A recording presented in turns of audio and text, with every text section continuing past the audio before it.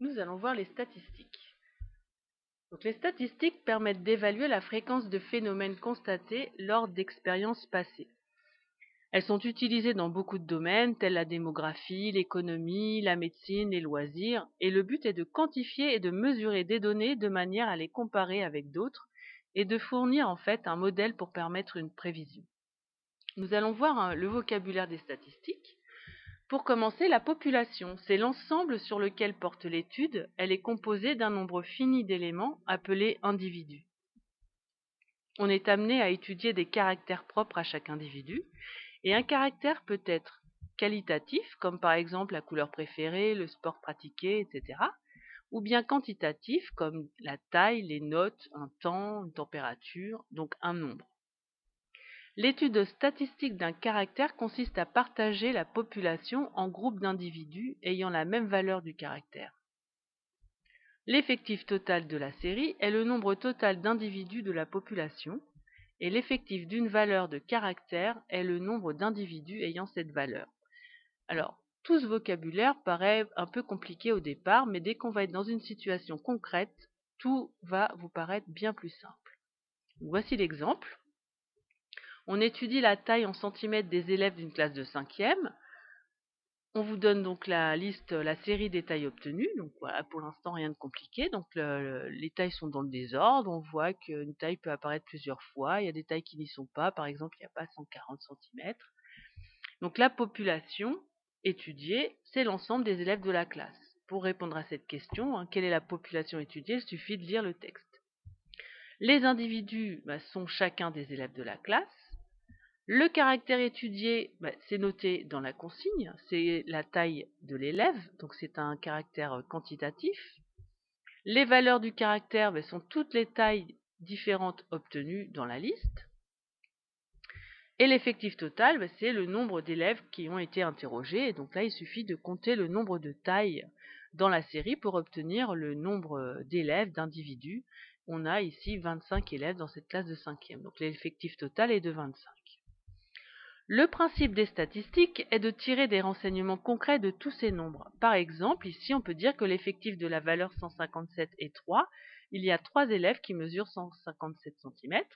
On peut dire aussi, par exemple, que l'élève le plus grand mesure 181 cm. On pourrait aussi donner le nombre d'élèves dont la taille est inférieure ou égale à 170 cm. Enfin, on peut répondre à plein de questions différentes. Maintenant, voyons comment calculer une fréquence. Donc, chaque valeur du caractère possède un effectif, et la fréquence de cette valeur de caractère est égale au quotient de l'effectif de cette valeur par l'effectif total. Donc, la fréquence peut être exprimée sous forme décimale, exacte ou approchée quand le quotient ne tombe pas juste, ou fractionnaire, et est comprise entre 0 et 1. Pourquoi comprise entre 0 et 1? Parce que l'effectif de la valeur est forcément inférieur ou égal à l'effectif total, donc le numérateur est inférieur ou égal au dénominateur, et la fraction est donc inférieure ou égale à 1. La somme des fréquences est égale à 1 également. Donc, la plupart du temps, la fréquence est exprimée en pourcentage. Donc, pour obtenir la fréquence en pourcentage, il suffit de multiplier par 100 le nombre obtenu précédemment.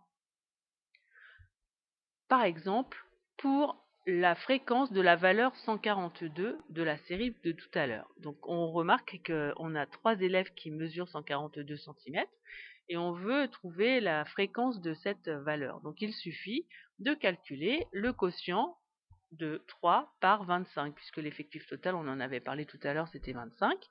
Donc l'effectif de la valeur dont on parle, c'est 3, et donc l'effectif de la valeur sur l'effectif total, ça fait 3 sur 25, ça tombe juste, et ça donne 0,12. Donc la fréquence de la valeur 142 est 0,12. En pourcentage, il suffit de multiplier par 100, on obtient alors 12, et on peut écrire que 12% des élèves de cette classe mesurent 142 cm. Maintenant, voyons les indicateurs de position. Pour commencer, la moyenne que vous connaissez déjà. Donc la moyenne d'une série statistique est obtenue en divisant la somme des valeurs du caractère par le nombre total de valeurs. Et une nouvelle chose, la médiane. Donc la médiane d'une série statistique, c'est une valeur telle qu'au moins 50% des valeurs du caractère lui est inférieure ou égale, et au moins 50% des valeurs du caractère lui est supérieure ou égale. Alors dit comme ça paraît compliqué, mais dès qu'on va passer à l'exemple, ça vous paraîtra beaucoup plus simple. En fait, en résumé, la médiane d'une série, c'est une valeur du caractère qui partage la série en deux séries de même effectif. Il doit y avoir autant de valeurs avant la médiane qu'après la médiane. Donc par exemple, pour la moyenne de la série des tailles de tout à l'heure, il faut ajouter toutes les tailles obtenues et diviser la somme par 25. On obtient alors 3776 à diviser par 25, ce qui nous donne un résultat exact de 151,04. Donc on peut dire que la taille moyenne des élèves de cette classe est de 151,04 cm. On pourrait vous demander d'arrondir à l'unité, auquel cas on écrirait que la taille moyenne de ces élèves est d'environ 151 cm. Passons maintenant à la médiane. Alors, pour faire la médiane, on va commencer par ranger les valeurs de la série dans l'ordre croissant. Alors ça, c'est indispensable, il faut vraiment commencer par faire ce travail. Donc, sans se tromper, évidemment, sans oublier de valeur. Donc là, par exemple, on obtient cette liste de tailles.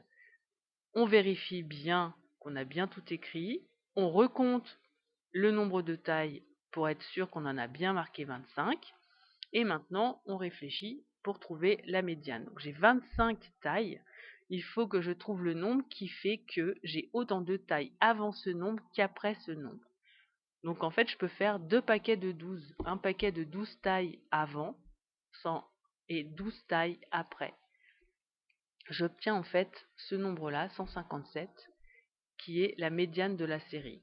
Alors il y a une astuce après pour le déterminer, quel que soit le nombre de taille par exemple. Donc là ici, j'ai 12 valeurs avant 157 et 12 valeurs après 157. 12 et 12, ça fait 24, plus le 157, ça fait bien 25 tailles. Donc j'ai autant de valeurs avant 157 qu'après 157.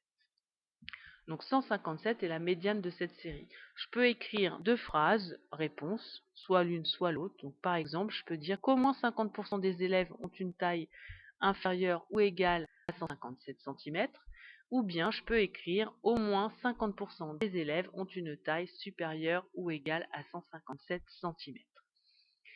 Comment faire en fait pour trouver ce 157 cm? Eh bien, il suffit de diviser l'effectif total par 2. Ici, 25, la moitié de 25, c'est 12,5. Pour trouver la position de la médiane dans ma liste précédente, où les tailles sont rangées dans l'ordre croissant, il faut que le 12,5, je l'arrondisse à l'unité supérieure, c'est-à-dire 13. Et ma médiane va être la 13e taille de la liste où toutes les tailles sont rangées dans l'ordre croissant. Donc je compte jusqu'à 13 et je tombe sur 157. Voilà comment on obtient la médiane. Donc je vais vous rappeler tout ça juste après. Donc le plus important, je l'ai déjà dit, mais je répète encore une fois, qu'il faut classer toutes les valeurs dans l'ordre croissant. Et après, une fois qu'on a fait ça, il va y avoir deux cas possibles. Soit mon effectif est impair, comme tout à l'heure avec 25. Donc là, tout est écrit. Ce que j'ai dit, c'est écrit. Donc on divise l'effectif 25 par 2. On a 12,5. Ce 12,5, on l'arrondit à l'unité. Donc on obtient 13. Et la médiane de la série est la 13e valeur. Donc, dans ce cas-là, forcément, la médiane de la série, c'est une valeur de la série. Je ne peux pas tomber sur un nombre qui n'est pas dans la liste. Pour le cas où l'effectif est pair, je vais faire la même chose. Je vais diviser mon effectif pair. Par exemple, si je dis, tiens, il y a un élève de moins dans ma classe de tout à l'heure, j'ai plus que 24 élèves. Donc, le 24, je le divise aussi par 2. J'obtiens 12. Ben, 12, c'est déjà un nombre entier, donc je ne peux pas l'arrondir comme tout à l'heure. En fait, dans ce cas-là, eh bien, il faut calculer la moyenne entre la 12e et la 13e valeur de la série. Donc, je vais compter dans ma série, je vais trouver la 12e valeur, la 13e valeur, et je vais calculer la moyenne de ces deux valeurs. Donc, une fois sur deux, je vais me retrouver avec un nombre qui n'est pas une valeur de la série. Eh bien, c'est pas grave, c'est quand même la médiane. Donc par rapport à tout à l'heure, la différence entre le cas pair ou impair, c'est que quand mon effectif est pair, ce n'est pas forcément une valeur de la série. Et je suis obligée de calculer la moyenne de mes deux valeurs qui sont placées en fonction de mon petit calcul. Donc on retrouvera ça de toute façon dans les exercices à venir. Pour terminer, l'indicateur de dispersion, c'est l'étendue. Donc l'étendue d'une série est un nombre qui précise la dispersion des données. Pour la calculer, rien de plus simple. En fait, c'est la différence entre la plus grande valeur et la plus petite valeur de la série. En général, on la note E, E comme étendue. Donc pour notre exemple de taille, la plus grande taille, la plus grande valeur de la série, c'était 181. La plus petite valeur de la série, c'est 137. Donc pour calculer l'étendue, je dois calculer la différence 181 moins 137, c'est-à-dire 44. Donc l'étendue de ma série est de 44 cm. Donc j'ai une différence de 144 cm entre la plus grande taille et la plus petite taille. Donc voilà pour ce qui est de tout ce que vous devez savoir faire en statistique en troisième. Donc maintenant, il ne vous reste plus qu'à vous entraîner.